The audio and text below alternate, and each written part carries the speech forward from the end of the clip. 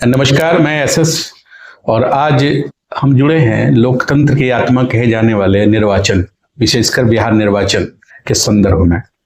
आपको जान के आश्चर्य होगा कि बिहार ने एक इतिहास रचा और लोकतंत्र के इतिहास में इस बार का चुनाव न केवल बिहार के लिए बल्कि पूरे विश्व के लिए आकर्षण का केंद्र था।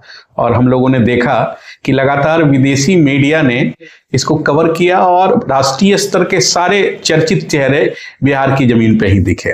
इस बार का चुनाव पहली बार एक ऐसा चुनाव था जहां हिंसा की कोई बड़ी वारदात नहीं हुई, कहीं पुनर्मतदान की स्थिति नहीं बनी, कहीं नक्सली अटैक्स या इस तरह के हेली टॉपिंग जैसे कोई तथ्य संज्ञान में नहीं आया। और उससे भी बढ़ के जो लोकतंत्र का महात्योहार महापर्व माना जाता है उसमें मतदाताओं ने बढ़ चढ़ के हिस्सा लिया।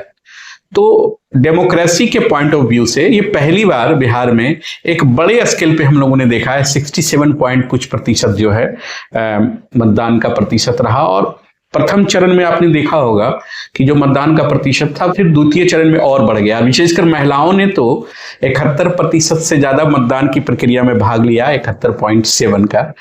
तो ये मतदाता सहभागिता के दृष्टिकोण से भी बहुत ऐतिहासिक रहा और पहली बार डिजिटल प्लेटफॉर्म का बृहद स्तर पर, व्यापक स्तर पर इसमें अनुप्रयोग भी किए गए।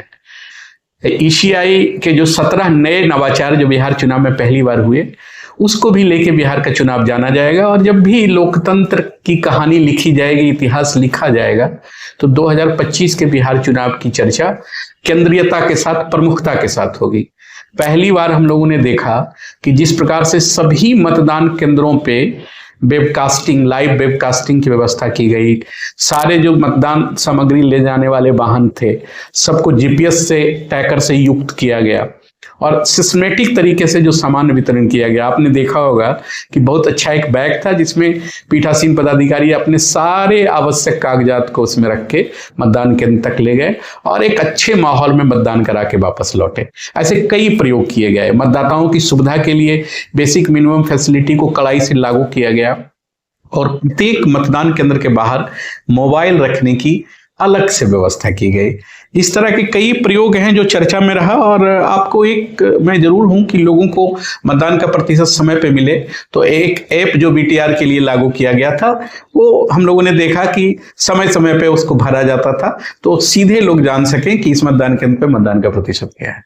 इस निर्वाचन में हम लोगों ने पहली बार देखा कि मतदाताओं की सुविधा को ध्यान में रखते हुए 1200 से अधिक मतदाता किसी मतदान केंद्र पे नहीं थे और लगभग 12,817 नए मतदान केंद्र बनाए गए।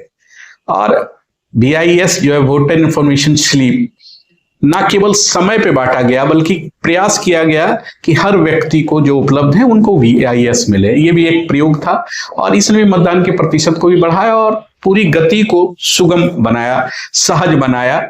व्हीलचेयर की व्यवस्था हो या इस प्रकार की जो भी इलेक्शन मिशनरी का एक अच्छे तरीके से प्रबंधन का एक बेहतरीन नमूना यह निर्वाचन दिखा। और SIR जिससे मृत मतदाताओं या मतदाताओं को का शुद्धिकरण जो वोटर लिस्ट में हुआ, उसके कारण बिहार में कहीं भी किसी प्रकार का किसी मतदान केंद्र में कोई समस्या नहीं आई। तो यही वो कारण थे जिससे आज मैं जुड़ा और बिहार के निर्वाचन की सफलता की कहानी आपसे शेयर कर रहा हूं। निश्चित रूप से लोकतंत्र के इस महान पर्व में सभी बिहार वासियों ने भाग लिया। मैं सभी स्टेक होल्डर्स को भी हृदय से धन्यवाद देता हूं। फिर मिलते हैं नए वीडियो में। धन्यवाद।